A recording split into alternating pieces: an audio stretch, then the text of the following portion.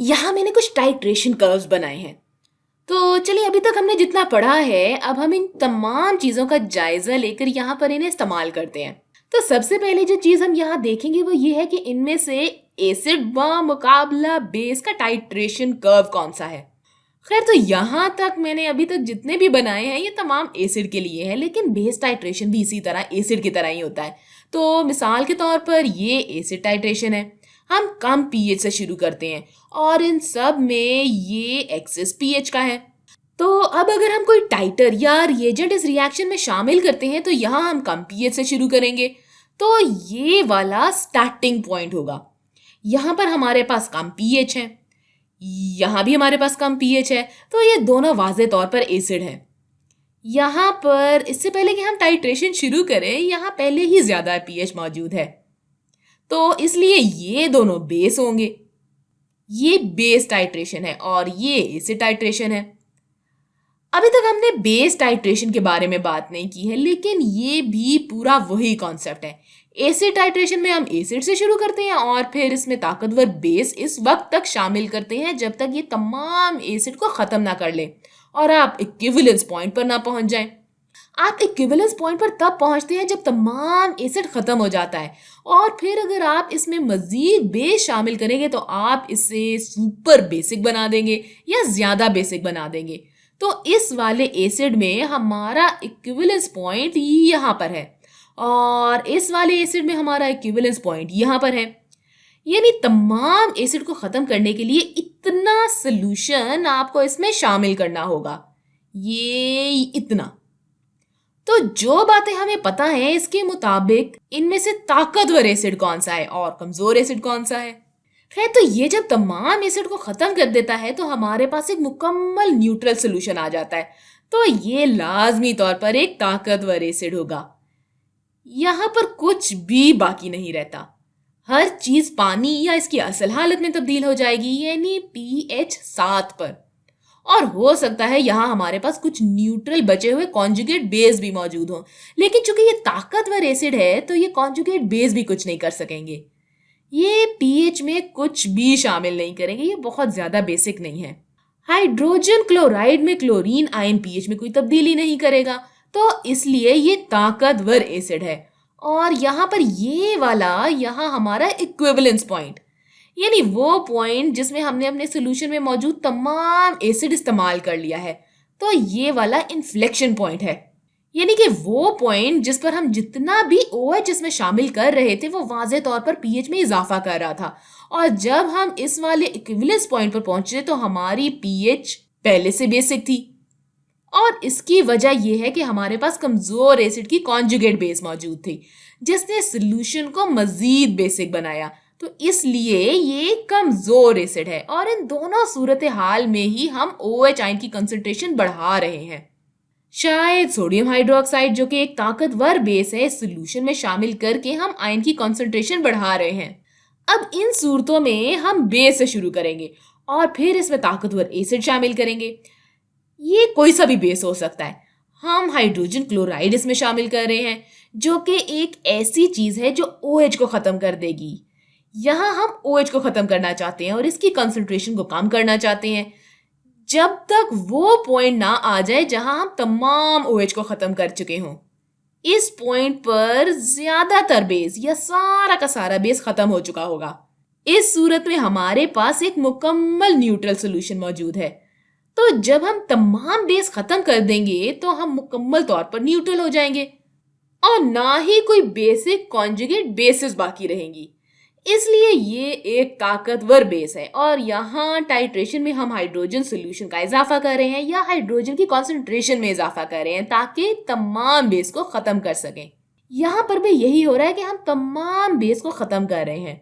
हमने यहाँ से शुरू किया, लेकिन यहाँ पर ये वाला इन्फ्लेक्शन पॉइंट वजूद में आया, तो यहाँ हमने तमाम बेस को ख़त्म कर दिया है, लेकिन यहाँ अभी भी इसका कॉन्जुगेट एसिड अभी बाकी है जबकि हम तमाम बेस ख़त्म कर चुके हैं।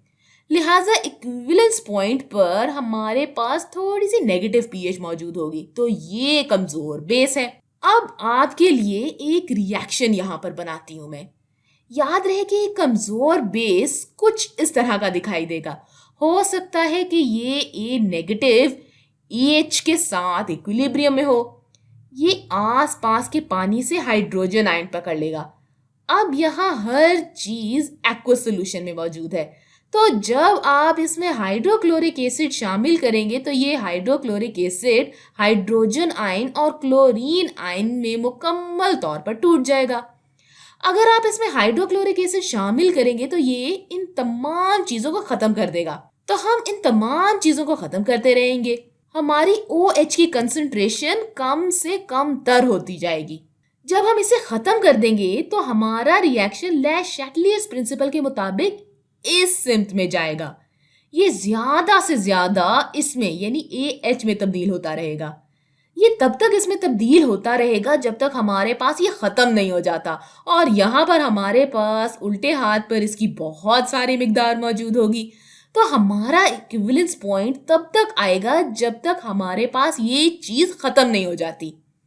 और जब हम इसमें मजीद हाइड्रोजन शामिल करेंगे तो हम बहुत तेजी से एसिडिक सोल्यूशन की तरफ जाएंगे। लेकिन हमारे पास सोल्यूशन में पहले से बहुत सारा कॉन्जुगेट एसिड मौजूद है, लिहाजा हमारे पास एसिडिक इक्विवेलेंस पॉइंट होगा। चले, अब तक हमने जितना भी पढ़ा, मैं इन तमाम चीजों को सोचने के लिए आपको एक सवाल देती हूँ। क्योंकि अभी तक हमने जो कुछ पढ़ा इसमें कोई भी नंबर शामिल नहीं था, तो चले मैं एक रिएक्शन बना देती हूँ जिसमें नंबर भी शामिल हो। तो फर्ज करें कि ये pH 7 है और हम इसे टाइट्रेट करेंगे। ये कम pH से शुरू होगा क्योंकि ये कमजोर एसिड है, और जब हम इसे टाइट्रेट करेंगे तो इसकी pH ऊपर की तरफ जाएगी और फिर ये इक्विवेलेंस पॉइंट तक पहुंच जाएगा। इस तरह इक्विवेलेंस पॉइंट यहाँ पर मौजूद है। चले फर्ज करते हैं कि हमारा रिएजेंट सोडियम हाइड्रोक्साइड है, यानी कि हमने इसमें सोडियम हाइड्रोक्साइड शामिल किया है, और मैं कहती हूँ कि भाई ये 0.2 मोलर सोल्यूशन है और हमारा इक्विवेलेंस पॉइंट सोडियम हाइड्रोक्साइड का 700 मिलीलीटर है, ये यहाँ पर।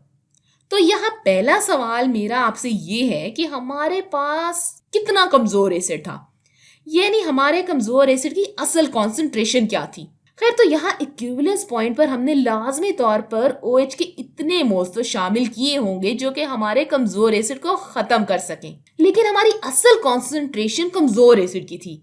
हमारे रिएजेंट के 700 मिलीलीटर में भी इतने ही मोल्स होने चाहिए जितने मोल्स हमारे कमजोर एसिड के पास थे जिससे हमने शुरू किया था।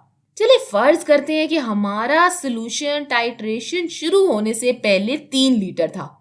जाहिर सी बात है कि जब हम इसमें रिएजेंट शामिल कर रहे हैं तो हम सोल्यूशन के वॉल्यूम में भी इजाफा कर रहे हैं। लेकिन चले फर्ज करते हैं कि हमने 3 लीटर से शुरू किया था, तो अब ये बताएं कि कितने मोल्स हमने खत्म किए हैं, या यूं कह ले कि 700 मिलीलीटर सोल्यूशन में OH के कितने मोल्स हैं। खैर, तो हम जानते हैं कि हमारे पास 0.2 मोल्स पर लीटर OH मौजूद है। फिर हम इसे 0.7 लीटर से मल्टीप्लाई कर देंगे, है ना। देखिए 700 मिलीलीटर 0.7 लीटर होता है। तो अब हमने इस सूरत में कितने मोल सोल्यूशन में शामिल किए हैं? 2 ज़रबे 7 होता है 14, और हमारे पास नंबर के आगे 2 डेसिमल मौजूद है, तो ये हो गया 0.14। तो इसके लिए हमारे पास OH के 0.14 मोल्स होंगे जो कि हमने सोल्यूशन में शामिल किए। इसका मतलब ये हुआ कि ये हमारे असल एसिड के इतने ही मोल्स के साथ कैंसिल हो गया। तो इसका मतलब ये हुआ कि हमारे असल एसिड की कॉन्सेंट्रेशन बराबर होगी 0.14 मोल्स, यानी कि इतने मोल्स हमारे पास थे। और हम जानते हैं कि हमारे असल सोल्यूशन की मिकदार टाइट्रेशन शुरू करने से पहले 3 लीटर थी। याद रहे कि मॉलिक्यूल्स एक दूसरे को बराह रास्त कैंसिल कर रहे हैं, तो इसलिए अब मुझे ये मालूम करना है कि दरअसल OH के कितने एटम्स या मॉलिक्यूल्स मैंने इसमें शामिल किए हैं, यानी इन एटम्स की तादाद जो कि कमजोर एसिड के एटम्स की तादाद के साथ कैंसिल हो चुके हैं। और इसी तरह से हमने हमारे कमजोर एसिड के इतने एटम्स या मॉलिक्यूल से शुरुआत की थी, और अब आप इसको लीटर से डिवाइड कर देंगे और फिर आपके पास आपकी असल मोलैरिटी आ जाएगी। तो 0.14 को तकसीम करेंगे 3 के साथ तो हमारे पास जवाब आता है 0.046। तो आपके एसिड की इब्तदाई कंसंट्रेशन 0.046 मोलर थी। अब दूसरा सवाल मेरा आपसे ये है कि हमारे इस एसिड की pKa क्या थी? तो इसके लिए हम आधे इक्विवेलेंस पॉइंट पर जाएंगे। अब हमारे सॉल्यूशन या हमारे टाइट्रेशन कर्व की पीएच क्या होगी? तो जब हम यहाँ आधे इक्विवेलेंस पॉइंट पर थे तो हमने सिर्फ 350 मिलीलीटर रिएजेंट या ताकतवर बेस शामिल किया था। तो आप ये यहाँ तक गए, आपने कहा कि ठीक है यहाँ पीएच 5 थी, तो पीएच बराबर है 5 के। और हम पिछले वीडियो से ये जान चुके हैं कि अगर आप आधा इक्विवेलेंस पॉइंट लें तो पीएच बराबर होगी पी के ए के, जो कि इक्विलिब्रियम कांस्टेंट के नेगेटिव लॉग के बराबर है। तो यहाँ हमने इक्विलिब्रियम कांस्टेंट भी मालूम कर लिया है जो कि बराबर है 5 के। तो यहाँ इस टाइट्रेशन कर्व के जरिए मैं सिर्फ आपको ये दिखा रही हूँ कि आप तजर्बाती तौर पर किस तरह अपने किसी खुफिया एसिड या बेस को ले सकते हैं।